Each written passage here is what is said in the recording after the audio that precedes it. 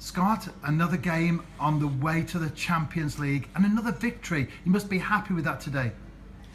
Yeah, it's the most pleasing thing is when we're giving the boys detail about the opposition or future opponents and things like that. They're taking it on board, so they're listening to what we're saying. We're doing our homework and we do as much as we can as a staff to provide them with information. And they're producing at the moment, whether it's in possession of the football, out of possession, set plays. They're really taking it on board, which is pleasing. And you can see from that performance tonight that everyone knows their roles, responsibilities. They all know the job that is expected of them. You picked a strong side, but you also had a strong bench as well. It was a friendly. There were 10 players on that bench, and the strength of that depth of squad today indicates what you've assembled in just 1 year here at Park Hall. Yeah, and Dean didn't get on the pitch there. Dean hasn't got any minutes tonight. He'll get some minutes on Tuesday. So squad's looking good. We've got players to come in and play in different positions. You've got young Josh there. He's a central midfielder, but we slot him in at right back, left back, same as Ben Clark, and they never let anybody down. And do you have any idea at this stage, not that we're going to ask you to name names of course, what your starting lineup would be in Macedonia? Yeah, near enough. Not 100%, but near enough.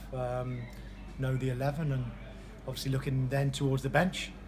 And there's still going to be 4 players that miss out altogether and not even in the squad. So it's a nice headache to have, and I'd rather have that than only scratching around with 16, 17 players and not having no depth. So we've got that, and we're in a decent enough position.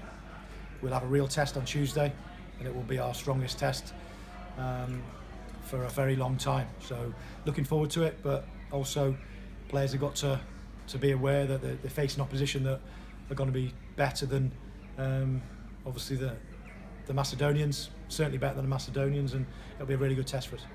And finally, looking back to today, a 2-0 victory for TNS. But as always, it's not just about the result, it's about the performance. How happy were you with that, especially with so many changes in the second half? Yeah, happy with the performance.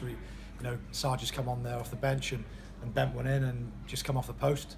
We've had a few more chances along the way, and it's looking positive at the moment. But pre-seasons, you don't take any. Like I said to you the other day, if you lose in pre-season, but you go and win the Champions League, 2 legs, then I'll be happy. We've done okay. We lost to Bala. Had a disappointing result against the San Marino team. So pre-season doesn't really mean anything. It gets you minutes, it gets you fit, and it puts your stamp on how you want to play. That's all it does. When they cross that line, week Tuesday, that's where you see if we are really gelling together and we are where we need to be. So all to play for. Well, Scott, as always, thank you for your time. Not just your thoughts on today's game, but also the insights into what's going on behind the scenes as well. Thanks, Rev.